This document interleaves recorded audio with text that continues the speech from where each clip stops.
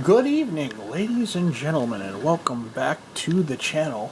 As part of the usual, I am Cobble S. Cobble. Good readings and salutations, and welcome back to the channel. Be sure to like, subscribe, click on notifications, send us a comment, and see what you like. So, when we last left off, we have several more boxes of Magic the Gathering to unbox. And the next one on the list is going to be this Kamigawa Neon Dynasty. So, to give you a quick other, we got 8 booster packs, 2 reference cards, 20 additional lands, oversized spinner life counter, special box, and all that fun jazz. So we're going to come back and do what we do normally and unbox it and see what kind of interesting art and other things is good. So we'll see how it goes. I apologize for the for some reason the lighting is probably not the best, but it is what it is. So open this box up for the first time.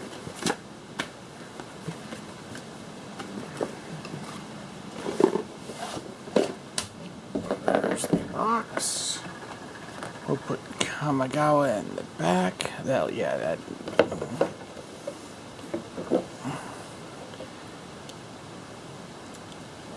That lighting is terrible. But fancy artwork. Let's see, we can just kinda try and get rid of that flashing. It's another shot at the back side of it. So we just gotta angle it away from the lighting, but that's how it is. Let's open this buddy up. We got the fancy box. Yeah, the light is really a problem.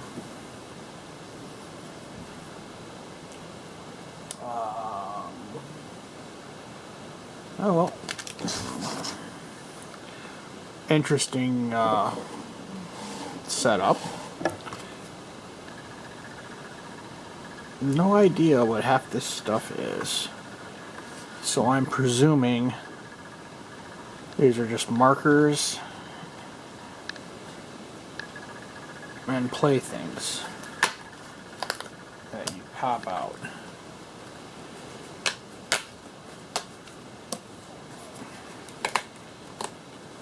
So what did they say this thing was? I'm not sure. But I want to presume life counters. Foil art. Yeah, it's not mentioned what these are actually in the box. So we'll pop all these off. Yeah, that glare is a problem. That's a problem when using backlighting. I should be using forelighting, but oh well. I can't do much about that because I am trying to grab and use the natural lighting. So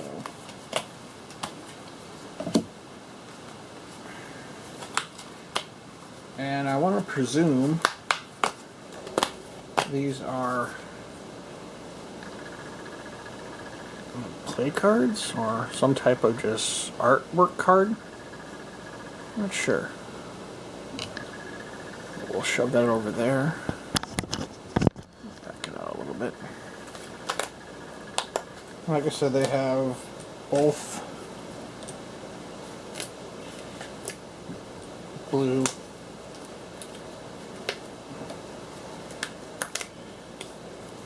so no idea. This is a lot of extra work for this stuff, but it is what it is. It's part of the unboxing process. So we got 3, 4, 7. So 7 markers, 7 tags.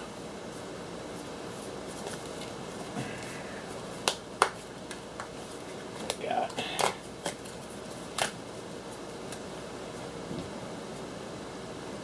this on that back side as well. So I'll throw that right there. We got our spin down D20.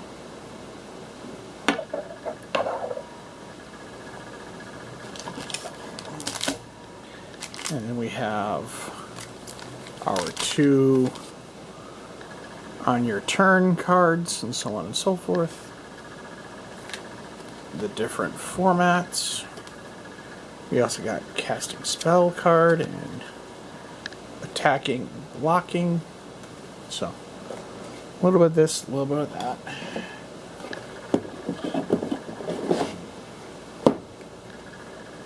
God, that glare is bad. Let's see here.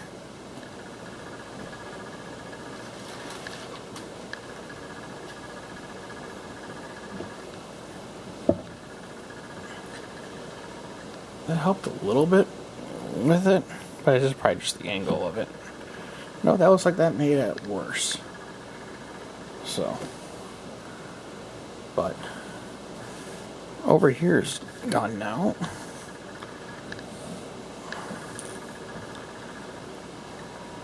I still have no idea what these are for. I'm guessing tokens and or life total stats. So we got land cards. Actually, you know what? I'm gonna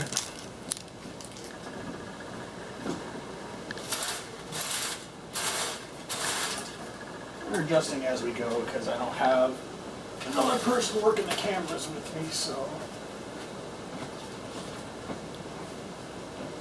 we'll see how this does.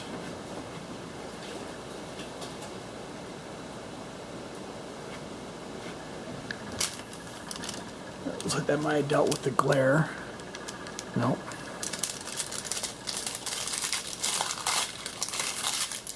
But we're gonna open up.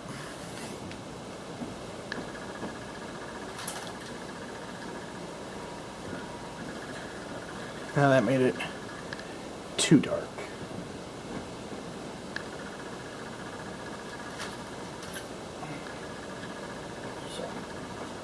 We'll just have to work with that. But they gave us lands. Let's see. 1, 2, 1, 2, 2.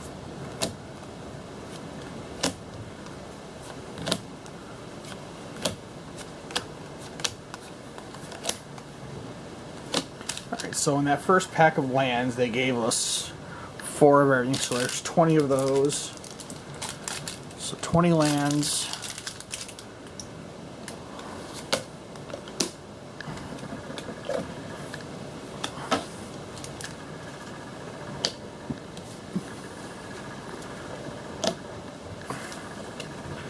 All of our lands sorted and so on and so forth.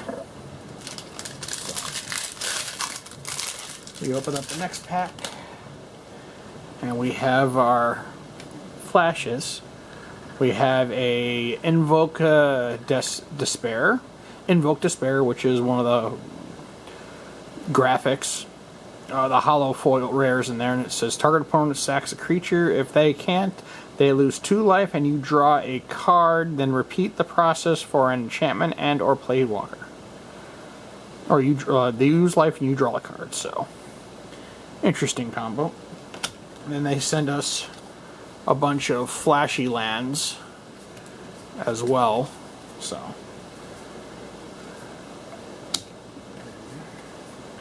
it's like 40 lands total, 10 flashy, 10 regular. So,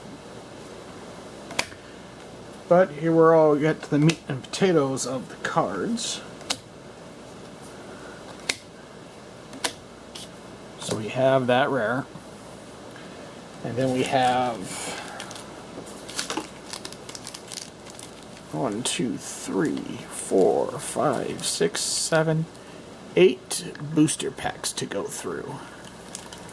So, without further ado, let's start opening this stuff. A lot of more stuff than in usual boxes, which is interesting. But, inserting a plug here, if you guys are in the Michigan area, if you're looking for something to do, I would suggest going out to the Monroe Pop Fest. It's a great show, and we're proud of doing it. So, I'm with them for quite a while, so we'll say that. So, first card up, looks like it's an art card. It's part of the art series called Gift of Wrath of this, and IS. So, interesting. Out the gate, we have Bloodfell Caves. Blood Caves enters the battlefield tapped. When Blood Caves enters the battlefield, you gain 1 life. It's a black-red. Interesting. So we got more there. We have Moon Snare Specialists, 4-drop, 2/2. Ninjutsu for 2 colorless and a blue. When Moon Snare Specialist enters the battlefield, return up to 1 target creature card to its return up to 1 target creature to its owner's hand. Cool. So we got land, we got there. I'm gonna separate them into commons, uncommons, rares, and mythics, and lands. So next card up is the Ink Rise Infiltrator. It's a 2-drop. 1 colorless, 1 black, 1/2. Attack, defense, flying 4 with just a pay 4, 3 colorless, 1 black. Ink Rise Infiltrator gets +2/+2 until end of turn. So it's essentially fire breathing for 4, and it's an upgrade to fire breathing. So interesting. Black, I'm not sure on what that means. Fire breathing, gas breathing? Who knows? Next one up is Dokachi Shadow Walker. 5/5. 6-drop. 4 colorless, 2 black. Ninjutsu for 4. 3 colors, 1 black. Return an unblocked attacker you control to hand. Put this card onto the battlefield from your hand, tapped and attacking. So Ninjutsu's giving you, looks like a variation of haste. We have Kato's Pursuit, 3-drop, sorcery, 2 colors, 1 black. Target player discards 2 cards. Ninjas and rogues you control gain menace until end of turn. The menace mechanic is they can't be blocked except by 2 or more creatures. So that's a interesting upgrade from the original blocking. I can't remember off the top of my head what it's called, but makes sense. Next one is Taimur's Completion. I'm not sure. My English sucks. It's a 4-drop enchantment aura. Flash. Enchant artifact creature or planeswalker, or enchant an artifact creature or planeswalker. Okay, that's something different. When Tamiya's Consumption enters the battlefield, the tap enchanted permanent. If it's an equipment, unattach it. Enchant permanent loses all abilities and doesn't untap during its controller's untap step. Okay. Talk about nerfing fucking planeswalkers. That works. We have Discover the Impossible. 3-drop, instant, 2 colorless, 1 blue. Look at the top 5 cards of your library, exile 1 of them and face down, and put the rest on the bottom of your library in a random order. You may cast the exiled card without paying its mana cost. I'm still getting glare, but I can't do much about that. Exile a card without paying its mana cost if it's an instant spell with mana value 2 or less. If you don't, put that card into your hand. Okay. We have the Colossal Sky Turtle. He's a big boy. 6/5. And he's a 4, 5, 6, 7 drop. 4 colorless, 2 green, 1 blue. Turtle from hell, looks like. Flying, Ward 2. Has a channel mechanic. I haven't seen channel in a while. 2 colorless and green. Discard Colossal Sky Turtle. Return target card from your graveyard to your hand. Okay, or channel. Is the channel the new cycling for this set? Who knows? Or secondary channel. He's also blue and green creature. Play one colorless, one blue, discard Colossal Sky Turtle, return target creature to its owner's hand. So it's a Boomerang and a Undertaker. Okay. Alright. We have Saga cards in this set. As this Saga enters after you draw step at a lore counter, target creature gets +1/+1 until end of turn for each artifact and/or enchantment you control. Exile this Saga, then return it to the battlefield transformed under your control. And this actually becomes a creature. The Portrait of Minchelko. It's a 0/0 human noble. Portrait of Minchelko gets +1/+4 for each artifact and/or enchantment you control. That's an interesting aspect. Huh. So exile the Saga, then return it to the battlefield, transform under control. Okay. That's an entire different spin on things. You got apparently a pair of them. We have Tales of the Master Shinaro. This Saga enters the battlefield after you draw a step, add a lore counter. Put a 1/1 counter on target creature or vehicle you control. It gains vigilance until end of turn. Exile this Saga, then return it to the battlefield, transform under your control. So it transforms into Sorero's Heroes Living Legacy. 5-drop Snake Warrior Vigilant Haster. Huh. That's got some meat on it. And we have we pulled a mythic, which is the Owl the Dawn Sky. 5/4, 5-drop, 3 colorless, 2 white, Dragon Spirit, Flying Vigilance. When AO the Dawn Sky dies, choose one. Look at the top 7 cards of your library. Put any number of the non-land permanent cards with total mana value 4 or less from among them onto the battlefield. Put the rest on the bottom of your library random order. Or put 2 1/1 counters on enchant permanent you control that's a creature or vehicle. So, the Dragon Sky. So, first pack's a mythic. So, not a bad start. Okay, we still have 2 more cards to go through. We have a Hollow Undercity Scrounger. 3-drop, 1/4, 2 colorless, 1 swamp. Artifact creature, human rogue. Create a treasure token. Activate only if a creature died this turn. It's an artifact with tap, sack this artifact, add 1 mana to your mana pool. So just a rogue that's flashy. And we have a bonus rare, the Sun Titan, out the gate.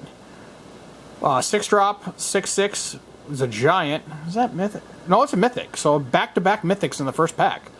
Vigilance, whenever Sun Titan enters the battlefield or attacks, you may return target permanent card with converted mana cost 3 or less from your graveyard to the battlefield. Huh. First pack, dual mythics. It's a good way to start off. God damn. Okay, on to the next pack. You got 11 minutes. It's probably going to run 2 videos like the last opening box. But let me know in the comments below. I know I'm trying to lower my voice, and I'm trying to deal with the glare, but can't do much about that. But next pack, we have another art card. This one is Origin of the Blooming Dawn. So, not bad. And it looks like we start each pack with the dual land. Blooming Sands. Blooming Sands enter the battlefield tapped. Whenever Blooming Sands enters the battlefield, you gain 1 life. Add green or white. So.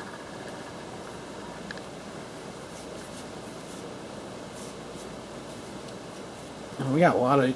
I love the different art cards in here. Or just different style of the cards.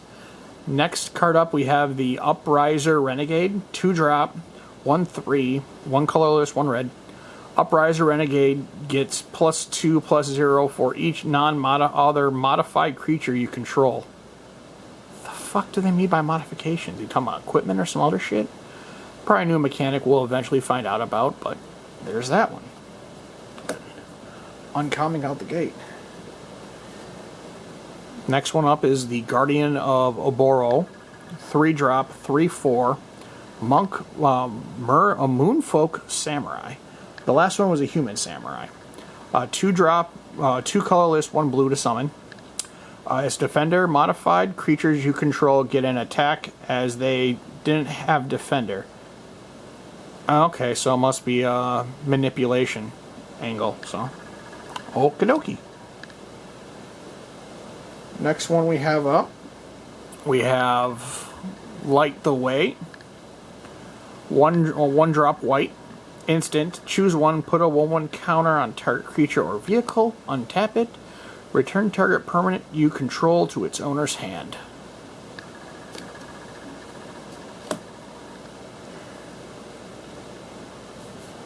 Next up is the Brute Suit.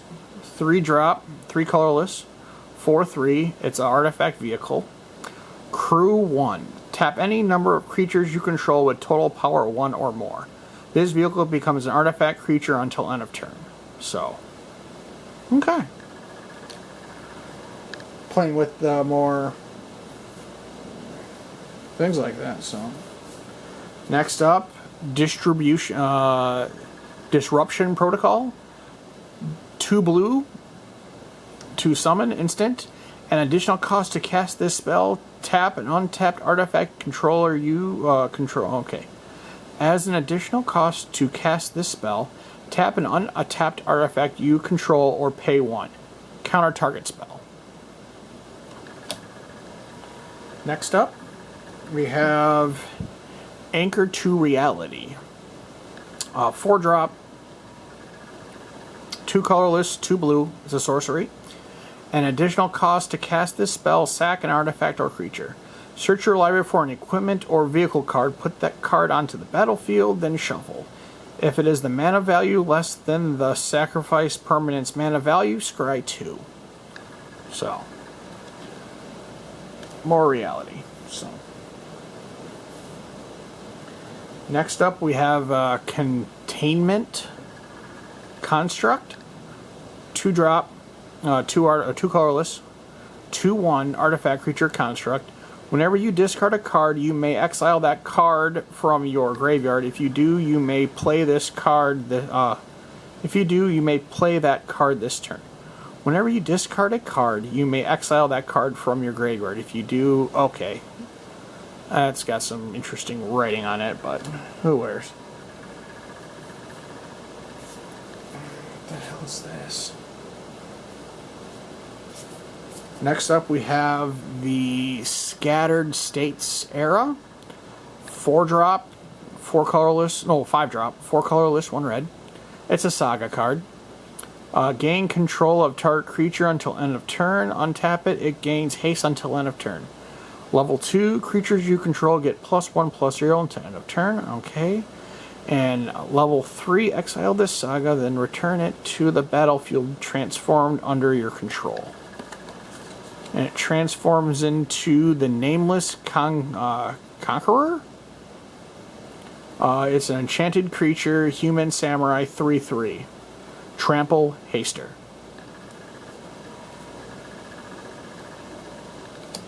That's an interesting saga cards. We got a random... I have no idea what this is. Someone will have to tell me what these actually are. They're part of the set, but they don't explain what they actually are. So, might be something. I'm not sure. We'll put that in the question marks. And a rare of the deck is going to be the Lion's Sash. 2-drop, 1/1, 1 colorless, 1 white. A artifact creature, equipment cat. Alright, for playing, exile target card from a graveyard. If it was a permanent card, put a 1 counter on Lion Sash. Equipped creature gets +1/+1 for each +1 counter on Lion Slash. Reconfigure for 2 colorless. Attach to target creature you control or unattach it from a creature. Reconfigure only use as a sorcery. When attached, this isn't a creature. Okay, that's just confusing as hell. So this is a equipment that's not an equipment? Nah, who knows. More to work with. Put the rares right there. And then we got a holographic Silver Fur Master. 1 blue, 1 black. 2/2 Rat Ninja. Ninjutsu for 1 blue, 1 black. Ninjutsu abilities you activate cost 1 less to activate. Other ninjas and rogue creatures you control get +1/+1. Alright, well they go with the theme decks, so that works. And the last card of the deck is a Magic minigame Winchester draft. What the hell is this shit? I have no idea why they added these cards to the thing, but it's Winchester draft. Grab a friend and play some Magic in this quick, casual 2-player draft format. Okay. Adds on tokens. Nah, well, I'm not even going to bother wasting that, so. But we gotten through 2 packs. We pulled 2 mythics. Yeah, 2 mythics and 1 rare so far, so not a bad pack day. Up next, and we got time for 1 more pack before the video needs to cycle. So we'll open 1 more pack. We get another full art card. This one is just a straight swamp.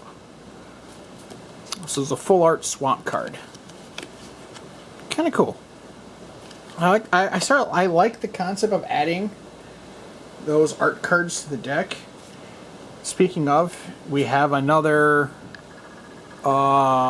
symbol card, but this one's in holographic. So, looks like a mountain. So, I'm not sure what it is, but it's that.